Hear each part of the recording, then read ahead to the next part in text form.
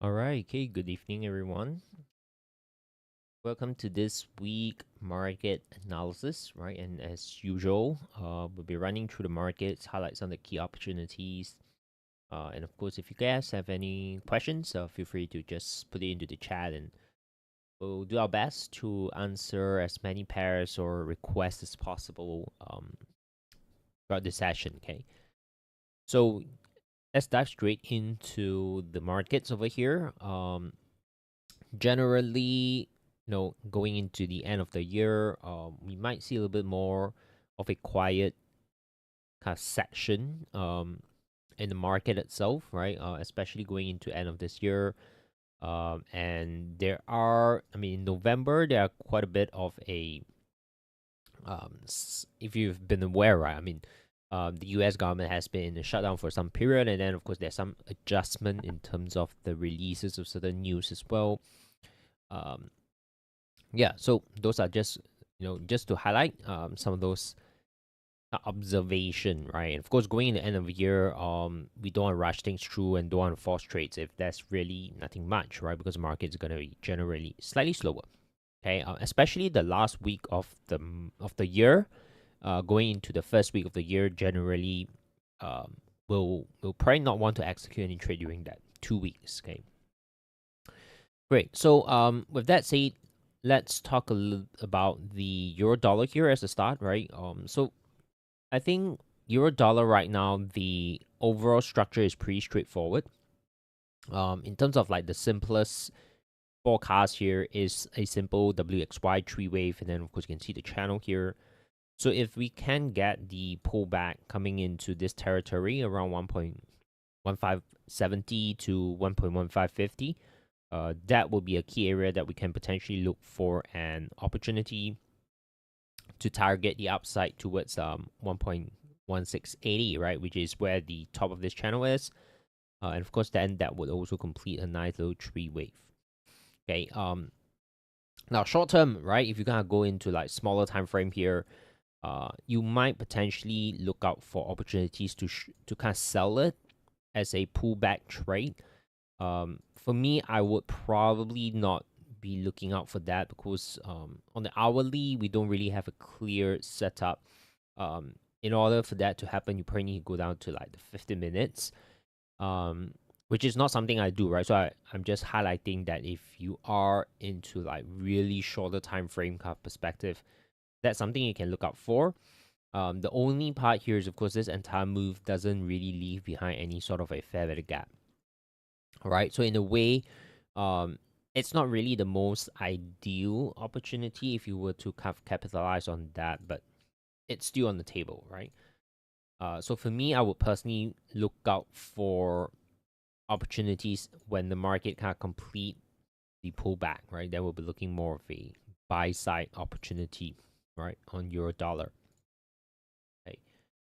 Um. Then okay, very quick one. I see a question here is like why going up and down is both WXY? Isn't WXY is a correction? Yeah. Okay. For me, I put WXY as a three wave kind of structure, right? Because overall, if you look at it, it's just basically a huge consolidation. All right. So for me, I'm not too concerned in terms of the kind of like very specific labeling in terms of Elliott wave, right? But I'm more like using the labels to kind of just communicate the pattern structure itself. Okay. But you're not wrong, right? WXY is basically a corrective phase. But of course, you can kind of zoom out and you can see basically euro dollar has been like consolidating in this huge range since like August, right? July August period, right? Then moving on, we have the pound dollar. Pound dollar over here potentially may set up something for us to capitalize on. But at this moment here, I would really want to see kind of a impulsive push to the downside, right? Again, if you go down to the lower time frame, we do have that kind of a fake break, which is what we call liquidity sweep. And then if this gives us an impulsive push, right, which breaks this, that would be really ideal because on the forward time frame over here, we're kind of looking at this as a 3-wave move, right? And we can get this internal setup here on the lower time frame, then that would be like trading in alignment on the higher time frame as well. Okay. So obviously I'm still waiting for that impulsive push. If you go down to the hourly, we don't really have that at this moment. Yeah, so we'll need to just be patient and see if we can get that. Okay, because if you don't get an impulsive break to the downside, I'm not very confident on the setup itself. Okay, we do have the primarily preliminary criteria. Okay, but we just need to wait for that final part of the setup, right, to come to us, which is the impulsive push first. Okay, so keep an eye on this. Maybe later part of this week, we might get that. Okay, so GBP USD is definitely in my watch list for the week. Okay. Then we have the Aussie dollar over here. So Aussie dollar, there are two ways to keep an eye on. Okay. First one here is of course to wait for the pullback to complete around this zone, 6490 to 6470. If we can see a nice little reaction of the zone, then obviously that's something that we can look to buy. The other one that we can look out for is the pullback, right? That means we can look to see if we can get an opportunity to short it towards this retracement area. Again, the part here is we have some primary build up, right? So we have on the lower time frame liquidity swept. Now, of course, this is your structure low. We want to see an impulsive push, breaking this, and of course, if the pullback comes, great, right? We can capitalize on this move here. Okay, so this is something that might be in confluence with the pound dollar here as well. Okay, because again, both of these are major pairs with the dollar inside it. So you definitely want to have this in your watch list as well, right? So in terms of GBP USD and Aussie dollar, this too has the potential that we might get something meaningful within the week, right? So have that too in mind, all right? Then we have the dollar Canadian, which currently with this reaction after last week drop, which unfortunately took us out on the stop loss, right? On this trade here, we had a trade idea. Again, not the most ideal one because this push was pretty impulsive, right? I was actually more like 50-50 of thinking whether I would want to take this trade, right? Because this push down wasn't ideal, okay? So we're looking at buying it somewhere here, right? So ideally, this should come down kind of a corrective pullback. Then that would give us a high probability entry. So I was a little bit more on a 50-50 side, but I just decided to kind of like, yeah, just take it, right? The worst case scenario is what we have prepared anyway, which is the stop. So this was a drop, right? So our stop was somewhere there, okay, which is this low. And then right now we had some sort of a push back up here. Not really very impulsive. Ideally, it continued to push a little bit more so that it looks more like a V shape. If that's going to be the case, then of course that pullback here might open up the opportunity to look for an upside, right? Because then this would be more of a completed WXY. And of course, this is still holding. So this can be seen as a one push up, one push down, one push up.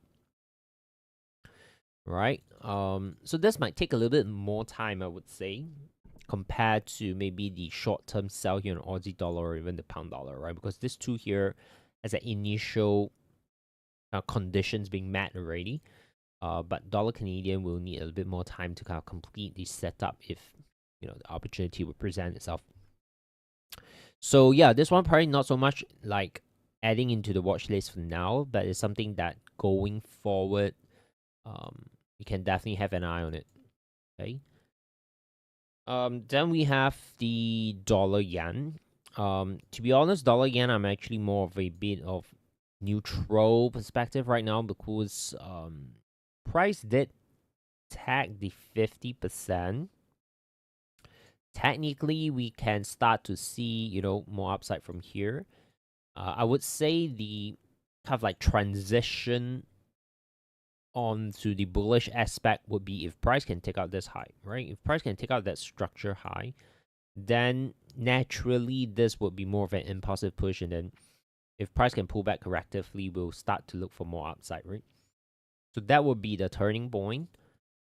If not, right, which means if price can't really take out that high, then that is still that possibility it will do something like that, right? Which is a continuation of whatever is developing here. It just go extension on that.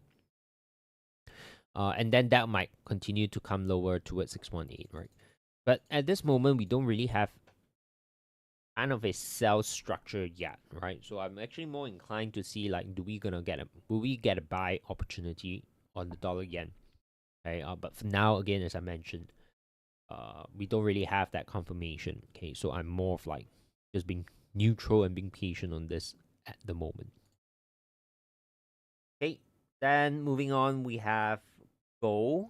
So again, gold here, I'm gonna be more of a neutral right now. I did draw in this arrow, but the part here is doesn't mean that we're gonna sell it immediately, right?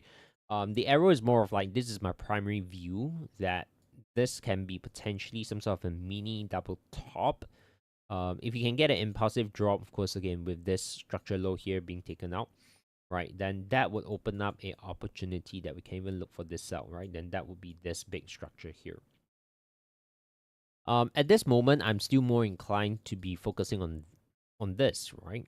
But of course, we naturally need to kind of adapt and evolve our analysis according to how price is going to build, right, and develop from here. Okay, so more of a neutral stance right now on gold, but future development going to tomorrow, going into Thursday, we might get a little bit more information in terms of like what would likely be in terms of the structure on gold. Okay, and then we have silver. So silver came into the key area of the WXY. So basically the 1-to-1 kind of a projection, and currently market kind of responding to that area, right? So we are kind of expecting some sort of a reaction to the downside as a pullback. And of course, the pullback area here I'm looking at is 53.6, 52.4. Two ways to look at it as well, right? Short term, we might be able to look to capitalize on the pullback trade. And then from there around the zone, and then continue to look for upside. Okay. We don't have anything at this moment, right? If you kind of go down to the lower time frame, again, if price, this has a little bit of a liquidity sweep already, but price needs to kind of take out this low impulsively, and then the pullback. Okay, and then we kind of look to trade this down, right? So again, very, very similar to Aussie dollar, very, very similar to the pound dollar. You can have this in your watch list for this week and kind of observe how price would develop from there. Okay. Then next up here on the list is the crude oil. Crude oil right now, we have a pretty clear structure overall. Okay, so we have this leg push. This is obviously very corrective. However, if you kind of look into the details of things, right, I don't really like this move.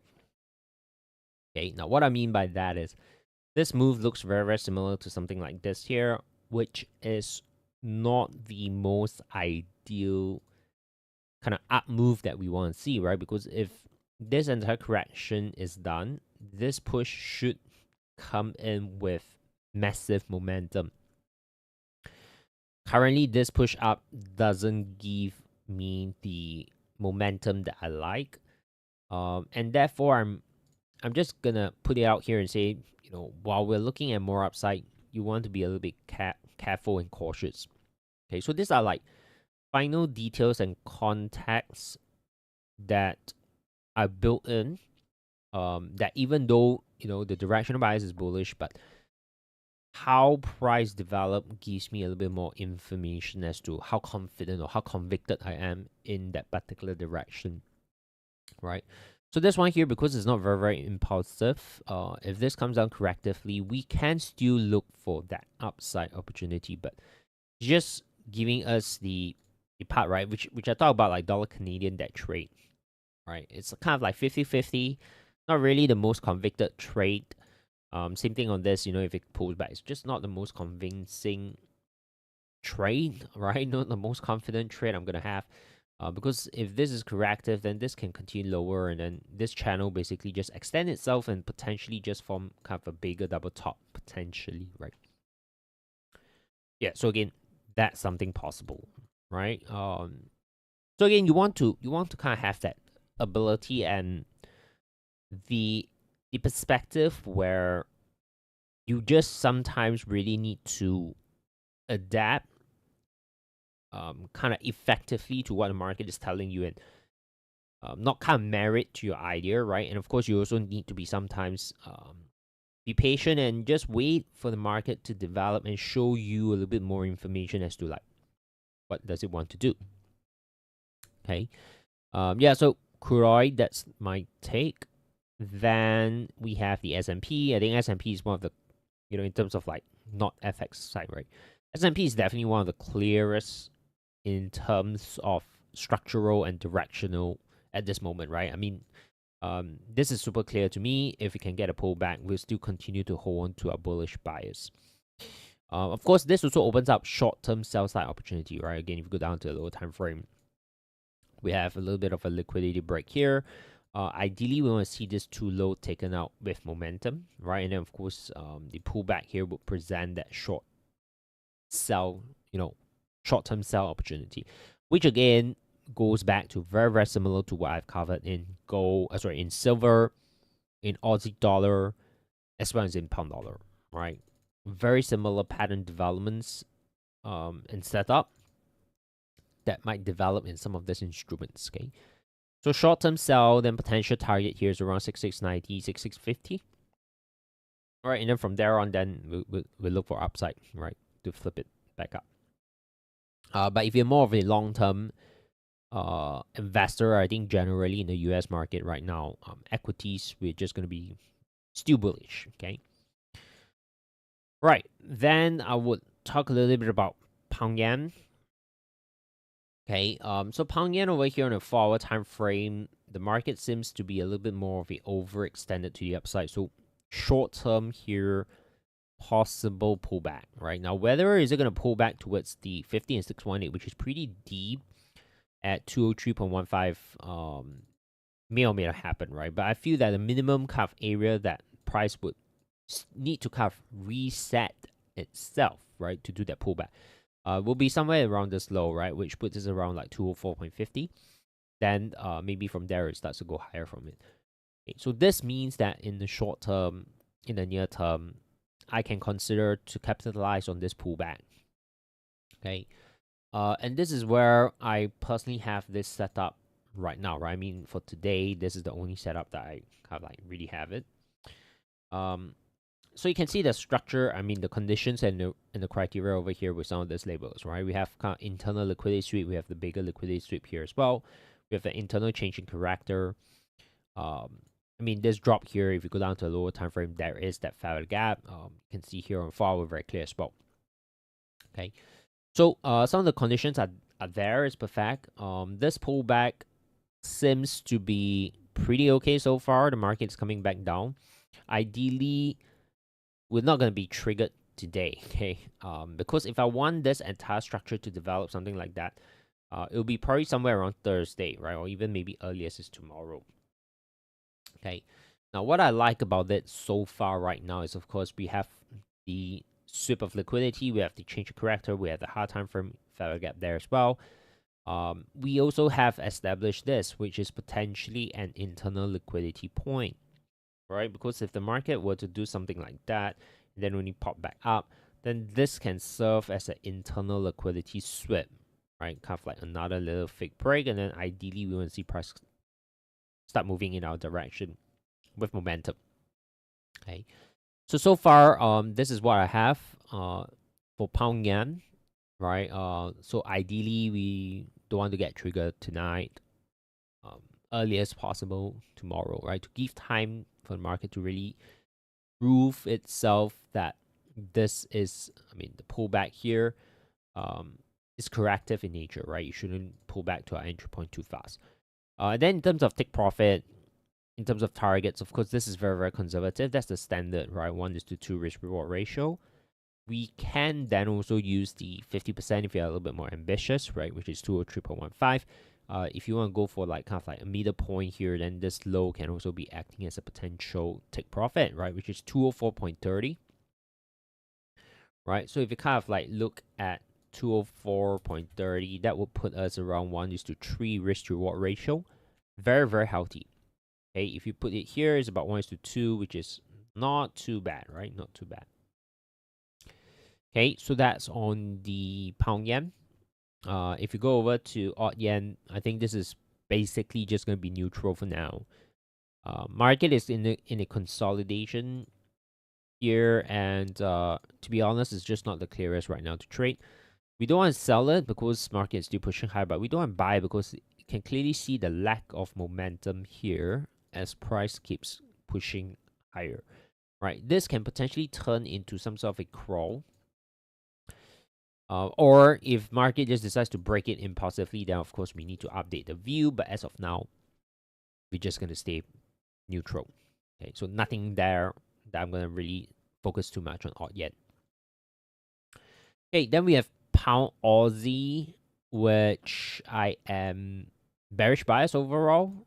Okay, the only aspect right now is we just need to wait for some sort of a pullback to give us the setup for an opportunity to sell it, right? Because right now price is still basically pushing lower, but again, this is not very impulsive. So I'm not rushing into things on the sell side of this. Okay, but if you kind of like stretch it out a little bit, okay, you can clearly see that this chunk here is pretty corrective in nature. This is the impulsive push. We can kind of expect a little bit more downside. Maybe this would develop into something like this. Or this would just complete itself, break this, and then start pushing higher. Okay, whatever it is, I think right now the primary near-term focus is downside. Okay, but we just need to be patient on this because we don't have that pullback yet. Okay, and of course this is very, very corrective. So, all in all, I would want to give it a little bit more time and see how price is going to develop from here before kind of jumping into any committed kind of direction or setup. Okay. Then we have BTC. Okay, now BTC here, in order to kind of look at it from a kind of comprehensive view, we need to go on a higher time frame because the H4 here really has nothing much, right?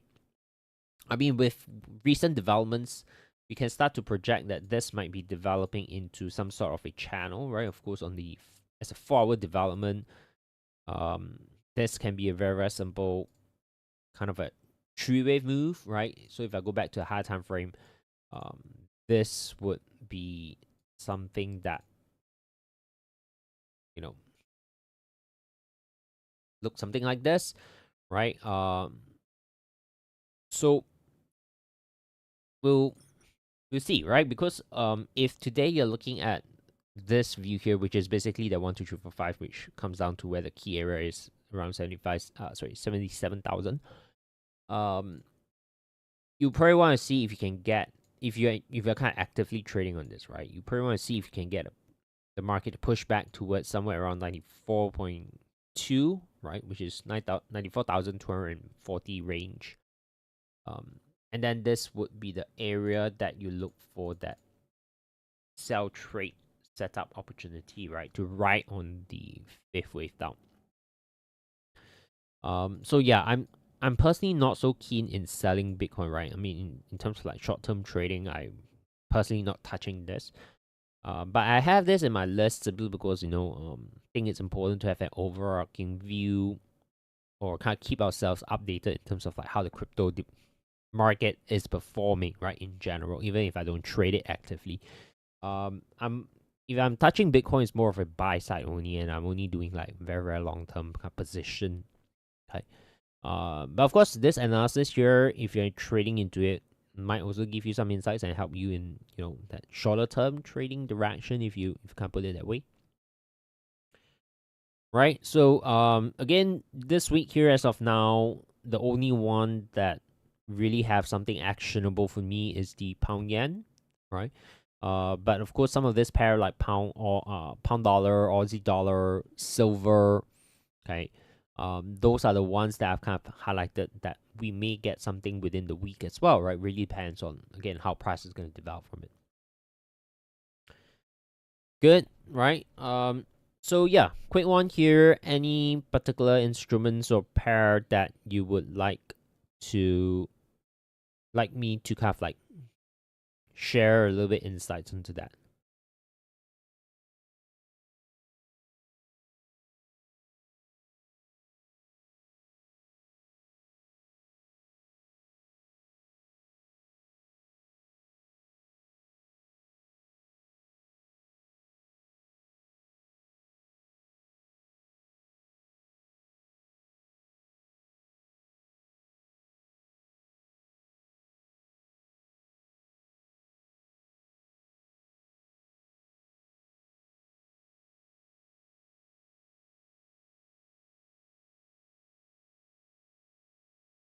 All good.